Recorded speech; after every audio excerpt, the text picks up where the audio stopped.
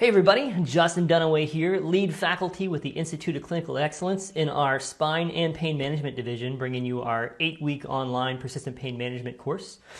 Today I want to talk to you about pain education and kind of where it fits into the package of care with our persistent pain patients. Normally, this is going to be a little bit different. Normally what I do is I frame it around a research study, and then I talk to you about, break down the study a little bit, and then talk to you about what it kind of means to me and how I use it clinically. And we're going to do that, but there's so much meat on the bones here that to really do it justice, I couldn't do it in a few-minute podcast.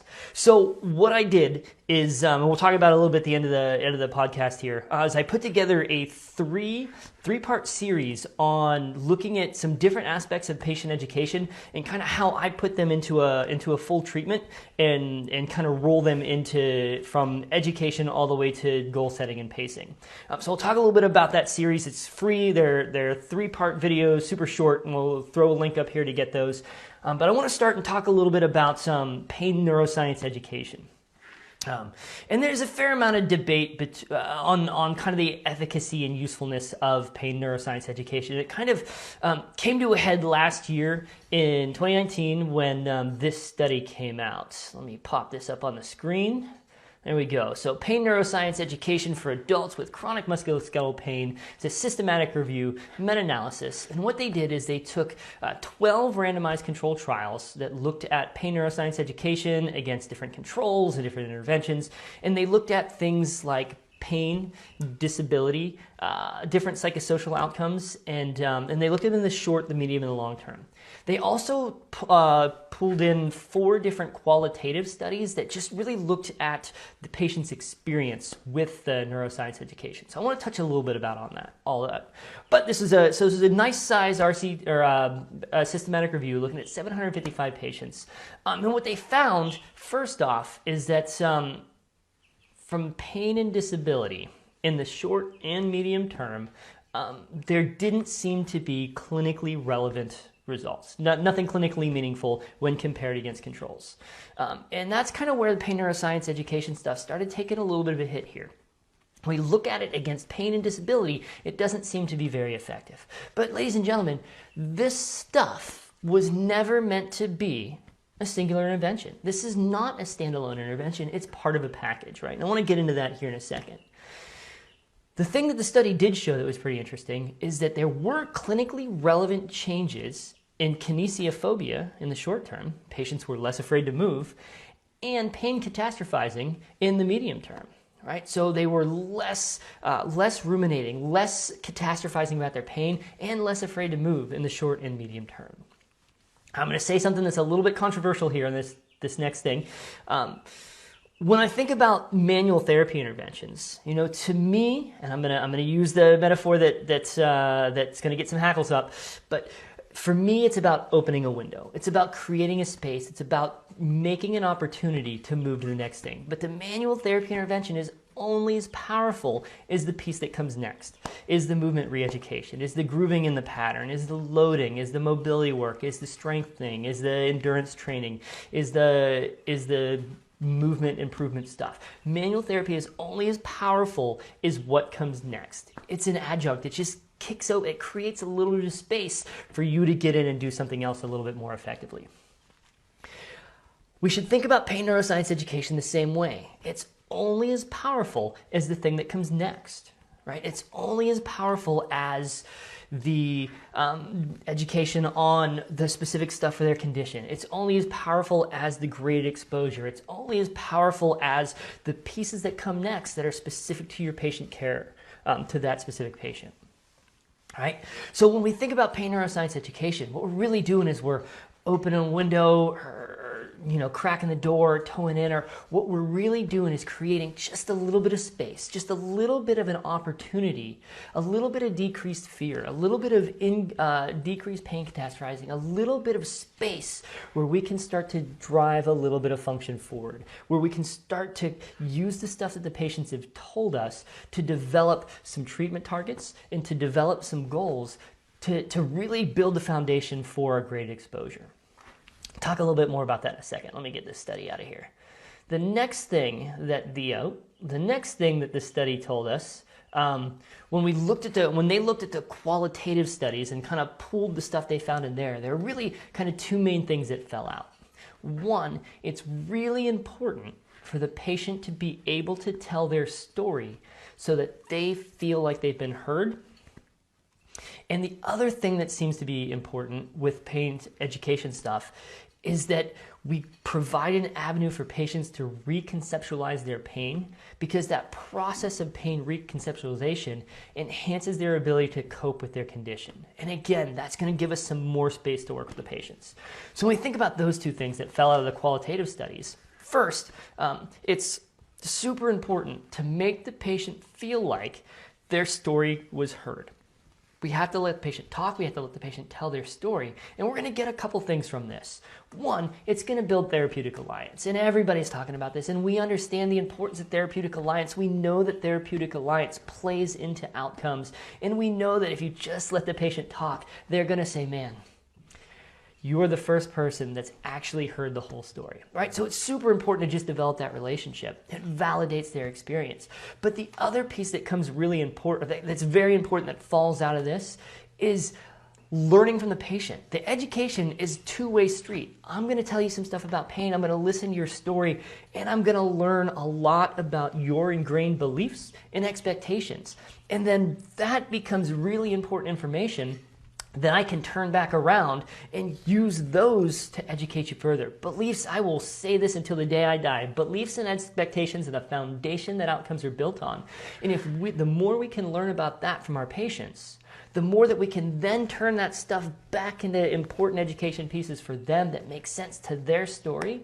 But we can also pull stuff out of their beliefs and expectations and use those as treatment targets, not just for education, but for a great exposure. We'll talk a little bit about that in a minute. The other piece, the reconceptualization of pain. The studies showed us that that if patients can reconceptualize their pain, they can cope with their condition better. But this is a process. This does not come from a single intervention. This comes from sprinkling stuff over time, from taking information, recycling it back into the education, taking more information, recycling it back into the education, and sprinkling it in throughout the plan of care. We have to check back in and make sure that patients are processing this education, that we're not just lecturing, but we're teaching, and patients are learning and changing beliefs over time. Now, when we step back and look at the study as a whole, a lot of people read the abstract and went, doesn't change pain, doesn't change disability, pain neuroscience education really isn't that useful. But to me, it's very, very different. Clinically, what I pulled out of this study was that what we're doing is we're changing pain, or we're changing kinesiophobia, and we're changing pain catastrophizing in the short term, which is incredibly important because our goal is to get the patient back to function. If we think about what Louis Gifford would tell us, the goal is the restoration of physical confidence in the return of thoughtless, fearless movement. We can only do that through graded exposure, through picking different targets and slowly building up capacity as we drop fear down and get patients moving and back to their normal life. If we can reduce some kinesiophobia, and if we can reduce some pain catastrophizing early on through some conversations, it really opens up that opportunity to start driving this stuff forward. Right, so when I think about pain education, I think about it like this. What I need to do first is I need to be educated on you. I'm going to listen to your story, and I'm going to really kind of mark all the stuff that you're talking about that can become treatment targets. All the stuff, if we're talking about stress, if you're talking about anxiety, if you're talking about depression, if you're talking about diet, if you talk about sleep, if you talk about lack of social engagement, you start to talk about any of those things, I'm going to flag that in my head. This is going to be something that, one, we're going to educate you about, but two, is going to become a treatment target.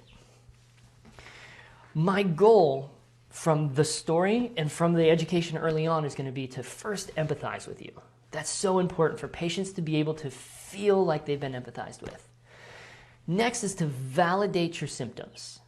Validate your story. I'm going to give you some sort of metaphor, some sort of patient education, some sort of something that for the first time you feel like the person in front of you understands and believes your story. Now we're going to normalize it. Right? This is a thing that everybody experiences. I'm going to find a way that it makes sense to you, that I can start to get you to think differently about this stuff. This is normal. This is okay. This is part of the normal experience of life. And last, we got to move on. Once we get through that stage, we've got to find a way that we can start to grade function back into your life to slowly get you back to what you looked like a year ago or 3 years ago or 5 years ago or 10 years ago, right? So we're going to use this stuff to crack the door, to just kind of edge in just a little bit, to start to identify targets that we can educate our patient on, but more importantly, identify targets that we can start to use to leverage a function-forward approach to your care. So, last, I want to talk a little bit about the three-part series. All right, so what I've done, because I think it's a little bit more complicated than that. You're like, yeah, that's a great story, but how do I do it? What does it look like in practice? So if you click the link, let me toss the link up here for you real fast. Where'd it go? Boom, there it is. bit.ly/pain series. Drop your email in and we'll send you 3 videos, a 3-part series that looks at this stuff and kind of what all this stuff looks like in clinical practice. So the first series is, the first video is just about kind of a nice way to get patients to start to reconceptualize their pain a little bit, to start focusing a little bit more on function than on pain, and to really just kind of start to plant some seeds to reduce a little bit of kinesiophobia. The second video, we're going to take it a little bit step further, get a little bit deeper into the neuroscience education, but we're going to use this objective to start to pull out individualized treatment targets that are going to make sense for your patient from an education and a treatment standpoint.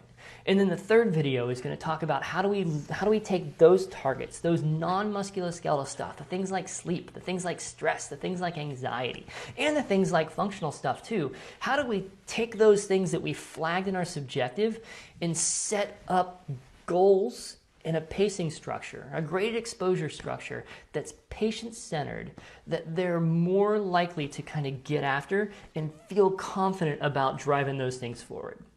Right, so that 3-part series, bit.ly/pain series. I'll drop the link in the bar under here as well, but check out these 3 videos and sort of how I use all the stuff that we just talked about in real life with patients. So they're super short. I think they're 5, 7, and 10 minutes long. Check it out. Shoot me an email or drop some stuff in the comments if you have any questions. I hope you enjoy the series, and I hope you enjoyed this chat. Hope everybody's staying healthy and safe while we're all sitting at home waiting for this thing to pass. Have an awesome day, everybody.